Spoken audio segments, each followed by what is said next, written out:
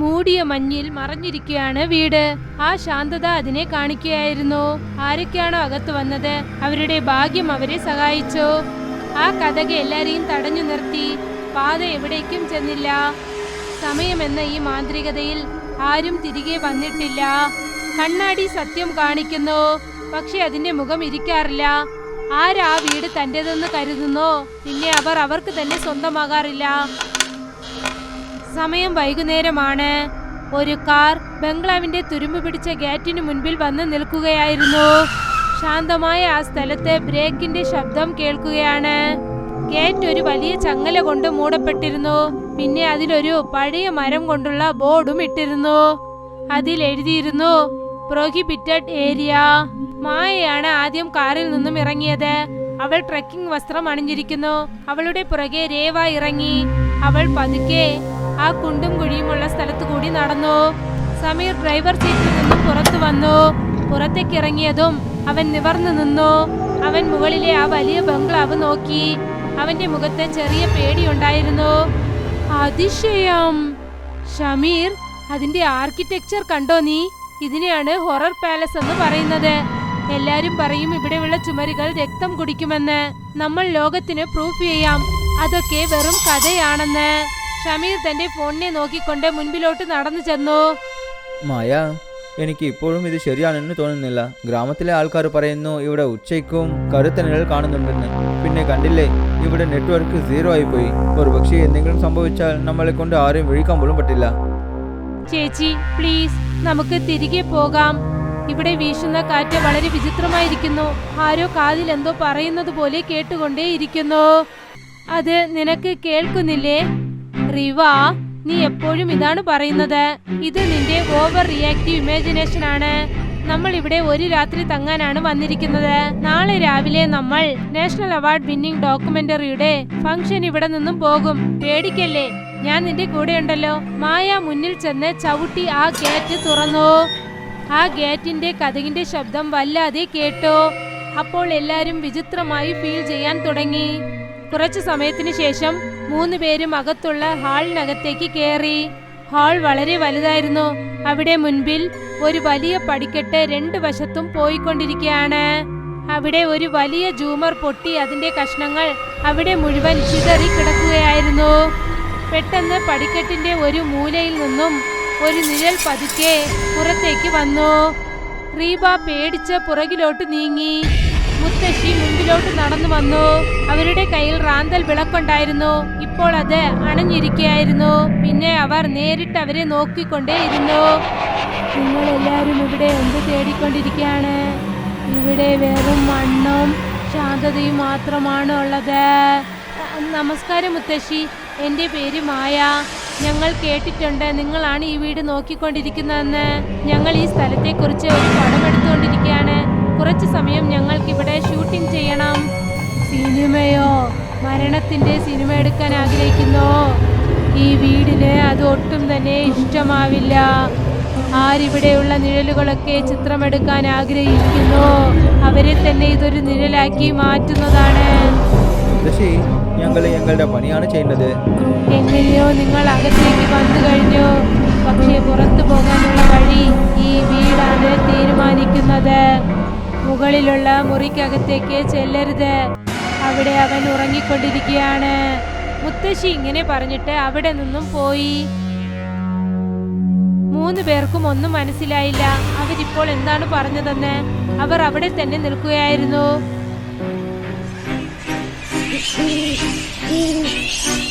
രാത്രി 3 പേരും ഒരു വലിയ ടേബിളിൽ ഇരുന്നു കൊണ്ട് അവരവരുടെ സാധനങ്ങൾ എടുത്തു വെച്ചു. ഷമീർ ക്യാമറയുടെ ലെൻസ് വൃത്തിയാക്കുകയായിരുന്നു. പിന്നെ മായ തന്റെ നോട്ട്സ് നോക്കിക്കൊണ്ടിരുന്നു. റീവ ജനലിനടുത്തിരിക്കുകയായിരുന്നു. അവൾ പുറത്തെ ഇരുണ്ട മേഘം നോക്കിക്കൊണ്ടേയിരുന്നു. ജനലിൽ പതുക്കെ പതുക്കെ മഞ്ഞു മൂടാൻ തുടങ്ങിയിരുന്നു. മായ ഒരു ഡിപ്ടോപ്പ് ഫോൺ എടുത്തു. എന്നിട്ട് അതിൽ തന്റെ ശബ്ദം റെക്കോർഡ് ചെയ്യാൻ തുടങ്ങി. Scene 4 shot 1. ഞങ്ങൾ റാക്ക് മഹലിനകത്തിരിക്കുകയാണ്. ഇവിടെയുള്ള ടെമ്പറേച്ചർ പുറത്തേക്കാളും 10 മടങ്ങ് കുറഞ്ഞിരിക്കുകയാണ്. വിചിത്രമായ കാര്യം എന്തെന്നാൽ ഇവിടെ ഒരു പക്ഷിയോ പ്രാണിയോ ഒന്നുമില്ല. വളരെ നിശബ്ദമായിരിക്കുന്നു. നമ്മുടെ ഹൃദയം ഇടിക്കുന്നത് കേൾക്കുന്നു. ചേച്ചി, അങ്ങോട്ട് നോക്കിയേ, ആ ചുമരിൽ എന്താണത്? റേബ ഫയർപ്ലേസിന് മുകളിലുള്ള ഒരു വലിയ ചിത്രം കൈ ചൂണ്ടിക്കാണിച്ചു. അതൊരു ബ്രിട്ടീഷുകാരുടെ കാലത്തുള്ള ഒരു കുടുംബത്തിന്റെ പെയിന്റിംഗ് ആണ്. അതിൽ കുട്ടിയുടെ മുഖത്തിനെ ഒരു കൂർത്ത സാധനം കൊണ്ട് കീറിയിരിക്കുകയാണ്. അതിൽ അമ്മയുടെ മുഖമാണ് വളരെ തെളിവായി കാണുന്നത്. അവരുടെ കണ്ണുകൾ വളരെ യഥാർത്ഥമായി കാണപ്പെട്ടു. അത് റേബയുടെ ഓരോ പ്രവൃത്തിയും നോക്കുന്നത് പോലെ കാണപ്പെട്ടു. മണ്ടന്മാരാണ് ഇതുപോലെ ചെയ്തിരിക്കും. ഒരുപാട് വർഷങ്ങളായതുകൊണ്ട് ആ പെയിന്റ് മോശമായി പോയി. പേടിക്കണ്ട രേവ, ഇത് ഒരു പഴയ പെയിന്റിംഗാണ്. 3 പേരും ശരിയെന്ന് സമ്മതിച്ചു. കാര്യം സാധാരണമായി കണക്കാക്കി അവർ അത് വിട്ടു. എന്നിട്ട് അവരുടെ ജോലി ചെയ്യാൻ തുടങ്ങി. 3 പേരും മുകളിലത്തെ ഫ്ലോറ് കാണണമെന്ന് ആഗ്രഹിച്ചു. ആ വരാണ്ടയിൽ 2 വശത്തും കഥ കൊണ്ട് എല്ലാം മൂടപ്പെട്ടിരിക്കുകയാണ്. അവർ അവിടെ നടക്കുമ്പോൾ മരത്തിൽ ശബ്ദം നന്നായി കേട്ടു. മായ മുന്നിലോട്ട് നടന്നു ചെന്നു. അവളുടെ കയ്യിൽ ഒരു ടോർച്ച് ഉണ്ടായിരുന്നു.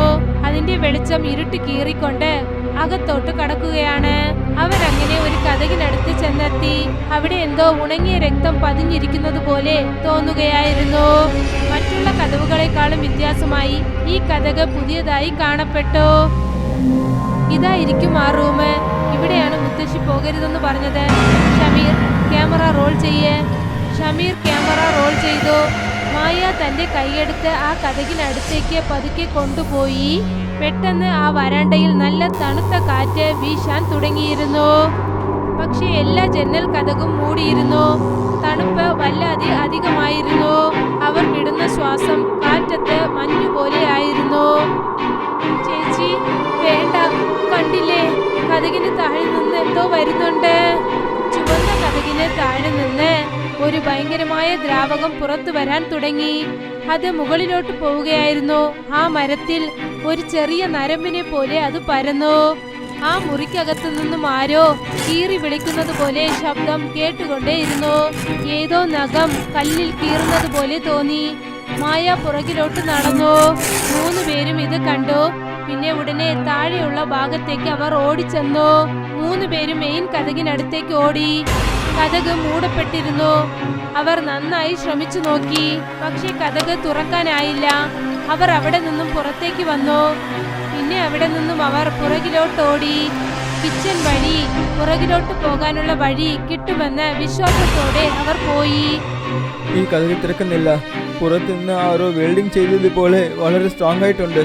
മായ, നമ്മൾ ജനാലനെ പൊട്ടിച്ചപ്പെട്ടുള്ളൂ. 3 പേരും ശരിയെന്ന് സമ്മതിച്ചു.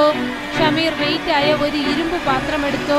എന്നിട്ട് കണ്ണാടി ജനലിലേക്ക് എറിഞ്ഞു. പാത്രം ആ കണ്ണാടിയിൽ ചെന്നുകൊണ്ട് ചെറിയ ശബ്ദമുണ്ടാക്കി തിരികെ താഴേക്ക് വീണു. പക്ഷെ അത് കാരണം കണ്ണാടിക്ക് ഒരു മാറ്റവും ഉണ്ടായില്ല. നമ്മൾ ഇവിടെ കുടുങ്ങിപ്പോയി. മുത്തശ്ശി എവിടെ? അവരെ തേടി നോക്കൂ. മുത്തശ്ശി, മുത്തശ്ശി, നിങ്ങൾ എവിടെയാണ്? ഞങ്ങൾക്കിപ്പോൾ പുറത്തു പോകണം. മറുവശത്തു നിന്നും അവർക്ക് പതുക്കെ നന്നായി ചിരിക്കുന്ന ശബ്ദം കേൾക്കാൻ തുടങ്ങി. ഇത് മുത്തശ്ശി ചിരിക്കുന്ന ശബ്ദമല്ല, ഇത് കൊച്ചുകുട്ടികൾ കളിക്കുന്ന ശബ്ദമാണ്. അതായത് അവർ എന്തോ ഒളിച്ചുകളി കളിക്കുന്നത് പോലെ ഒരു ശബ്ദം കേട്ടു. നമുക്ക് ഒളിച്ചുകളി കളിക്കാമോ? ആരൗട്ടാകുന്നുവോ അവർ എന്നേക്കുമായി എനിക്ക് സ്വന്തം. 3 പേരും ആ ശബ്ദം കേട്ടു. പിന്നെ അവർ തങ്ങളുടെ ജീവൻ രക്ഷിക്കാനായി അവിടെ നിന്നും ഓടിത്തുടങ്ങി. അവർ വീണ്ടും ഡൈനിങ് ഏരിയയിലേക്ക് വന്നു. അവിടെയാണ് അവരുടെ സാധനങ്ങൾ അവർ വെച്ചിരുന്നത്. അവിടെ മെഴുകുതിരിയുടെ വെളിച്ചം മാത്രമേ ഉണ്ടായിരുന്നുള്ളൂ. അവർ 3 പേർക്കും ശ്വാസം മുട്ടാൻ തുടങ്ങി. അപ്പോഴാണ് സമീർ തന്റെ ക്യാമറ എടുത്തത്. അതിൽ റെക്കോർഡായിരുന്ന വീഡിയോ അവൻ നോക്കി. അത് കണ്ടിട്ട് അവൻ വല്ലാതെ പേടിച്ചു പോയിരുന്നു. മായ, ഇത് നോക്ക്, ഇത് ഇപ്പോഴാണ് റെക്കോർഡായത്. നമ്മൾ മുകളിലിരുന്നപ്പോൾ. ആ ഫൂട്ടേജിൽ അവർ 3 പേരും മുകളിലോട്ട് പോയത് ഉണ്ടായിരുന്നു. ഒപ്പം ഫൂട്ടേജിൽ അവരുടെ പുറകെ തന്നെ ഒരു കറുത്ത നിഴൽ നടന്നു പോകുന്നതും ഉണ്ടായിരുന്നു. അത് അവരുടെ തൊട്ടു പുറകെ തന്നെ നടക്കുകയായിരുന്നു. അതിന്റെ രൂപം ഭയങ്കരമായിരുന്നു. പിന്നെ അതിന്റെ പല്ലുകൾ കൂർത്തതുമായിരുന്നു. ഇത് എന്താണ്? ഇതെങ്ങനെയാണ് എന്റെ പുറകെ വന്നത്? നമ്മൾ എന്തെങ്കിലും ഒരു വഴി കണ്ടുപിടിക്കണം. ഷമീർ, നിനക്ക് എന്തെങ്കിലും വഴി തോന്നുന്നുണ്ടോ? ഇല്ല, അത് കാറിലാണ് ഇരിക്കുന്നത്. ഇവിടെ എന്റെ സ്റ്റാൻഡ് മാത്രമാണുള്ളത്. പെട്ടെന്ന് മെഴുകുതിരിയെല്ലാം ഒരേ സമയത്ത് അണഞ്ഞുപോയി. 3 പേരും പേടിച്ച് വല്ലാതെ വിറയ്ക്കുകയായിരുന്നു. അവരുടെ വായൊക്കെ പേടി കൊണ്ട് വിറയ്ക്കാൻ തുടങ്ങി. അവർ നടന്നു ചെന്നുകൊണ്ടിരുന്നപ്പോൾ രേവയുടെ കാല് മാത്രം പെട്ടെന്ന് എന്തോ ഒന്നിൽ കുടുങ്ങി. ആ സ്ഥലം മറ്റുള്ള സ്ഥലങ്ങളെക്കാൾ വ്യത്യാസമായിരുന്നു. അവർ തറയിലുള്ള മാറ്റ് എടുത്തു. താഴെ ഒരു ട്രാപ്പ് ഡോറിൽ നിന്നും ചെറിയ വെളിച്ചം വരുന്നു. അവർ കരുതി ഇതെന്തായിരിക്കും, ഒരുപക്ഷെ പുറത്തു പോകാനുള്ള വഴിയായിരിക്കുമോ എന്ന്. അതുവഴി അവർ 3 പേരും താഴേക്കിറങ്ങി. പടിക്കെട്ടൊക്കെ വല്ലാതെ ഇരുന്നു. അത് പൊടി കാരണം വല്ലാതെ പായൽ പിടിച്ചിരുന്നു. അവർ അകത്ത് ചെന്നതും തന്നെ അവരുടെ കണ്ണിൽ ഒരു ബേസ്മെന്റ് കണ്ടു. അതൊരു മന്ത്രവാദിയുടെ സ്ഥലം പോലെ ആയിരുന്നു. ഷെൽഫിൽ 100 കണക്കിനുള്ള പാവകൾ ഉണ്ടായിരുന്നു. ഓരോ പാവയിലും ഓരോ പേര് എഴുതപ്പെട്ടിരുന്നു. വിക്രം 1992, സോണിയ 2004. ചേച്ചി ഇത് കണ്ടോ? രേവ ആ മുറിയിൽ ടേബിളിന് മുകളിലുണ്ടായിരുന്ന പാവയെ ചൂണ്ടിക്കാണിച്ചു. അവിടെ 3 പാവകൾ ഉണ്ടായിരുന്നു. അത് ഇതുവരെ മുഴുവനായി ചെയ്തു കഴിഞ്ഞില്ല. പക്ഷെ അതിന്റെ മുകളിലുണ്ടായിരുന്ന ആ തുണികൾ രേവയുടെ ജാക്കറ്റ്, രേവയുടെ സ്കാർഫ്, പിന്നെ അമിത്തിന്റെ ജാക്കറ്റിനെ പോലെയായിരുന്നു. ആ കിഴവി മണ്ടിയല്ല, അവൾ ഒരു പ്രേതമാണ്. അവൾ നമ്മൾ എല്ലാവരെയും ബലിയിടാൻ പോകുന്നുണ്ട്. പെട്ടെന്ന് അവരുടെ മുകളിലുണ്ടായിരുന്ന ആ ട്രാപ്പ് ഡോറ് വേഗത്തിൽ മൂടപ്പെട്ടു. അവർ അവിടെ തന്നെ കുടുങ്ങിപ്പോയി. പെട്ടെന്ന് ആ ടേബിളിലുണ്ടായിരുന്ന പാവകൾ ഓരോന്നായി അനങ്ങാൻ തുടങ്ങിയിരുന്നു. മുത്തശ്ശി, കതക് തുറക്കൂ, ഞങ്ങളെ പോകാൻ അനുവദിക്കൂ, ഞങ്ങളോട് ക്ഷമിക്കൂ, ഞങ്ങൾ ഇവിടെ നിന്ന് പോയേക്കാം. ആ കല്ലുകളുടെ പുറകിൽ നിന്നും ഒരു ശബ്ദം കേൾക്കുകയാണ്. ഇത് മുത്തശ്ശിയുടെ ശബ്ദമാണ്. പക്ഷെ ഇത് എല്ലാ വശത്തു നിന്നും കേൾക്കുന്നത് പോലെ തോന്നുന്നു. മനുഷ്യർ അവരുടെ ആഗ്രഹത്തിന് ഇവിടെ വരുന്നു. പക്ഷേ ഈ വീട് ആഗ്രഹിച്ചാലേ പുറത്തു പോകാനാവൂ. ഈ വീടിന് നല്ല വിശപ്പുണ്ട്. ഇതിന് പുതിയ പുതിയ കഥകൾ ആവശ്യമാണ്. നിങ്ങളുടെ ഓർമ്മകൾ, നിങ്ങളുടെ പേടി ഇപ്പോൾ എല്ലാം എന്റേതാണ്. ആ മുറി മുഴുവനും കറുത്ത പുക കൊണ്ട് നിറഞ്ഞു. അവർക്ക് ശ്വാസം വിടാൻ പറ്റാതെയായി. അവർ ചുമയ്ക്കുന്നുണ്ട്, ശ്വാസം മുട്ടുന്നുണ്ട്. ഇരുട്ട് അവരെ അകത്തേക്ക് വലിക്കാൻ പോലെ തോന്നി. മായയുടെ കണ്ണ് തുറന്നു. ഇപ്പോൾ അവൾ ബേസ്മെന്റിലല്ല, ആ തണുത്ത കൽത്തറയിൽ അവൾ അവിടെ കിടക്കുകയായിരുന്നു. അവിടെയാണ് ചുവന്ന കതകുണ്ടായത്. രേവയും സമീറും അവളുടെ അടുത്ത് കിടക്കുകയായിരുന്നു. ആ മുറി കാലിയായിരിക്കുന്നു. ചുമരിൽ ഒരു വലിയ കണ്ണാടി മാത്രമുണ്ട്. ആ കണ്ണാടിയുടെ ഫ്രെയിം മനുഷ്യരുടെ എല്ലുകൊണ്ട് ചെയ്യപ്പെട്ടതാണ്. മായ എണീറ്റ് ആ കണ്ണാടിയുടെ അടുത്തേക്ക് ചെന്നു. പക്ഷേ കണ്ണാടിയിൽ കാണപ്പെട്ട ആ മുഖം അവളുടേതല്ലായിരുന്നു. അവളുടെ മുഖം മുത്തശ്ശിയുടെ മുഖം പോലെ കാണപ്പെട്ടു. ഇല്ല, എന്താണ് നടക്കുന്നത്? ഷമീർ, രേവ, എണീക്കൂ. രേവ തന്റെ കണ്ണു തുറന്നു. പക്ഷെ അത് വെളുത്ത നിറത്തിലായിരുന്നു. അവൾ എണീറ്റ് നിന്നു. ആരോ അവളെ കയറിട്ട് വലിക്കുന്നത് പോലെ തോന്നിക്കൊണ്ടിരുന്നു. അവളൊരു പാവയെ പോലെ. ചേച്ചി, എന്തിനാ പേടിക്കുന്നേ? ഇനി നമ്മൾ എല്ലാരും ഒന്നിച്ചിരിക്കും, ഈ വീടിന്റെ ചുമരിനകത്ത് തന്നെ. ഇങ്ങനെ പറഞ്ഞിട്ട് രേവ പെട്ടെന്ന് കാറ്റത്ത് മാഞ്ഞുപോയി. മായ ഞെട്ടിപ്പോയി. പേടി അവളെ വല്ലാതെ കുടുക്കി. അവൾ ഉടനെ ഷമീറിനെ എണീപ്പിച്ചു. 2 പേരും അവിടെ നിന്നും ഓടാൻ തുടങ്ങി. അവർ 2 പേരും ആ ചുവന്ന കഥ പൊട്ടിച്ചുകൊണ്ട് അവിടെ നിന്നും ഓടി. അവർ ആ ഹാളിനടുത്തേക്ക് വന്നു. പടിക്കെട്ട് വഴി അവർ താഴേക്ക് വന്നു. എന്നിട്ട് മെയിൻ ഡോറിനടുത്തേക്ക് ഓടി. ഇത്തവണ കതക് തന്നെ തുറന്നു. അവർ അകത്തേക്ക് വന്നതും തന്നെ അവർ ഡൈനിങ് ഏരിയയിൽ ഇരിക്കുകയായിരുന്നു. എന്താ ഇത്?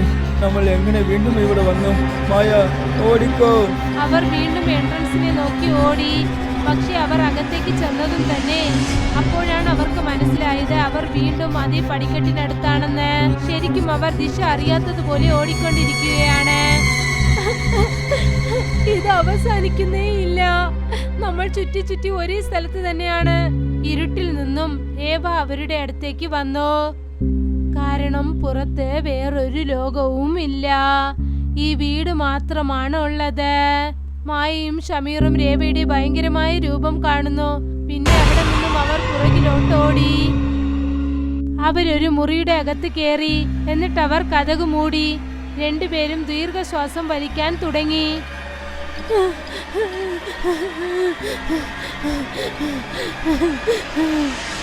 മായ ടേബിളിലേക്ക് നോക്കി.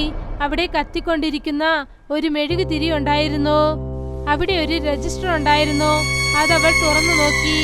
അതിൽ അവരെല്ലാവരുടെ കണക്കും ഉണ്ടായിരുന്നു. അവരെല്ലാവരും ആ വീട്ടിൽ വന്നവരാണ്. അവൾ അവസാനത്തെ പേജ് തിരിച്ചു. അതിൽ അവർ 3 പേരുടെ പേരും ഉണ്ടായിരുന്നു. മായയുടെ ശബ്ദം, ഷമീറിന്റെ കണ്ണുകൾ, രേവയുടെ ഹൃദയം. അവരുടെ പേരിനടുത്ത് തീയതികളും എഴുതപ്പെട്ടിരുന്നു. പക്ഷേ ഈ ദിവസങ്ങൾ വരാൻ പോകുന്ന ദിവസങ്ങളാണ്. ഷമീർ, ഇത് കണ്ടോ, എന്താണ് എഴുതിയിരിക്കുന്നതെന്ന്? നമ്മൾ എന്നേക്കും ഇവിടെയാണ് ഇരിക്കാൻ പോകുന്നത്.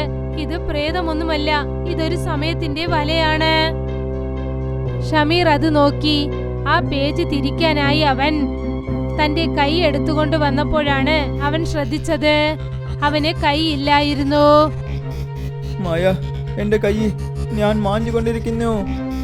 ഇല്ല ഇല്ല ഷമീർ, എന്താണ് നടക്കുന്നത്? നീ എവിടേക്കാണ് പോകുന്നത്? അതോടെ ഷമീർ കുറച്ചായി കാറ്റത്ത് മാഞ്ഞു പോകാൻ തുടങ്ങി. മായ വിഷമത്തോടെ അവിടെ തന്നെ ഇരുന്നു പോയി. അവൾ ഏങ്ങി കരയാൻ തുടങ്ങി. ഇവിടെ വരണമെന്ന് അവൾ എടുത്ത തീരുമാനമോർത്ത് അവൾ വിഷമിച്ചു. കുറച്ചു സമയത്തിന് ശേഷം അവൾ തന്നെ സമാധാനപ്പെടുത്തിക്കൊണ്ട് എണീറ്റ് വീണ്ടും ഹാളിനെ നോക്കി നടന്നു പോകാൻ തുടങ്ങി. അവൾ വിറയ്ക്കുന്ന കാലോടെ ഹാളിലേക്ക് ചെന്നെത്തി. അവൾ അങ്ങോട്ടും ഇങ്ങോട്ടും തിരിഞ്ഞു നോക്കാൻ തുടങ്ങി, ആരോ അവളോടൊപ്പം ഇരിക്കുന്നത് പോലെ. അപ്പോഴാണ് അവൾ പെട്ടെന്ന് പടിക്കെട്ടിൽ ശ്രദ്ധിച്ചത്. അവിടെ മുകളിൽ പടിക്കെട്ടിനടുത്ത് ആ മുത്തശ്ശി നിൽക്കുകയാണ്. അവിടെ നിന്നും അവളെ അവർ നോക്കിക്കൊണ്ടിരിക്കുകയാണ്. ഞാൻ മരിച്ചു കഴിഞ്ഞു, പിന്നെ ഇവിടെ ഇരിക്കുന്നു. പിന്നെ ഈ വീട് ഒരു ഓർമ്മപ്പെടുത്തലാണ്. കാരണം ഓർമ്മകൾ ഒരിക്കലും നശിക്കാറില്ല. ഇനി നീ വേണം എന്റെ ജോലികൾ ചെയ്യാൻ. എന്റെ സമയം അവസാനിച്ചിരിക്കുകയാണ്. മായ മുകളിലേക്ക് നോക്കി. അവളുടെ കണ്ണുകൾ നിറഞ്ഞ് കണ്ണുനീർ ഒഴുകുകയായിരുന്നു. അടുത്ത ദിവസം രാവിലെ ജനലിനടുത്ത് ഒരു ചെയർ പതുക്കെ അനങ്ങിക്കൊണ്ടേയിരുന്നു. ആ ചെയറിൽ മായ ഇരിക്കുകയായിരുന്നു. ജനാലയിൽ കൂടി വരുന്ന വെയിൽ അവളുടെ മേലിൽ കൊണ്ടു. ഇപ്പോൾ അവൾ ഇവിടേക്ക് വന്നില്ലേ, അതുപോലെ അല്ലായിരുന്നു. അവളുടെ തോലൊക്കെ ലൂസായിരുന്നു. മുഖത്ത് ചുളിവുകൾ ഉണ്ടായിരുന്നു. കണ്ണുകൾ മങ്ങിയതുപോലെയായിരുന്നു. അപ്പോഴാണ് പുറത്ത് അവൾക്ക് ആ ബംഗ്ലാവിന് മുന്നിലായി ഒരു കാർ വരുന്ന ശബ്ദം കേട്ടത്. ആരോ വരുന്നുണ്ട്, ഞാൻ ചെന്ന് കതക് തുറക്കാം. അവൾ മെയിൻ ഡോറിലേക്ക് ചെല്ലുകയാണ്. അവൾ അതേ കീറിയ സാരി ഉടുത്തിരിക്കുന്നു. അതായത് അവർ 3 പേരും വന്നപ്പോൾ മുത്തശ്ശി ഉടുത്തിരുന്ന സാരി. പുറത്തെ ഗേറ്റിനടുത്ത് ഒരു കാർ വന്നു നിന്നു. 3 യുവാക്കൾ കാറിൽ നിന്നും ഇറങ്ങി. 2 ആണുങ്ങൾ, പിന്നെ ഒരു പെണ്ണ്. അവരുടെ കയ്യിൽ ഹൈടെക്കായ സാധനങ്ങൾ, ഡ്രൂം, പിന്നെ തെർമോ ക്യാമറ എടുത്തുകൊണ്ട് വന്നിരിക്കുന്നു. ഗായ്സ്, ഇതാണ് ആ സ്ഥലം, രക്ത് മഹൽ. എല്ലാവരും പറയുന്നു ഇവിടെ വരുന്ന ആൾക്കാര് മാഞ്ഞു പോകുന്നു. വരൂ, വൈറൽ വീഡിയോ ചെയ്തേക്കാം. വയസ്സായ മായ വാതിൽക്കൽ നിന്ന് അവരെ നോക്കുകയാണ്. അവളുടെ കണ്ണുകൾ നിറഞ്ഞൊഴുകാൻ തുടങ്ങിയിരുന്നു. പക്ഷെ അവളുടെ മുഖം യാതൊരു ഉണർവുമില്ലാതെ വളരെ ശാന്തമായി കാണപ്പെട്ടു. ആ മഞ്ഞിനിടയിൽ കൂടി അവൾ ദൂരേക്ക് നോക്കി. അവിടെ അവൾക്ക് 3 നിഴൽ നിൽക്കുന്നത് കാണാൻ സാധിച്ചു. അത് അവൾ, രേവ, പിന്നെ ഷമീറിന്റേതാണ്. ഏതോ അവരുടെ സ്ഥലം എടുക്കാൻ പോകുന്ന ആളുകളെ നോക്കുന്നത് പോലെ. അവർ 3 പേരും മായയുടെ അടുത്തേക്ക് വന്നതും തന്നെ, അകത്തേക്ക് വരൂ, ഈ വീട് നിങ്ങൾക്ക് വേണ്ടി കാത്തുകൊണ്ടിരിക്കുകയാണ്.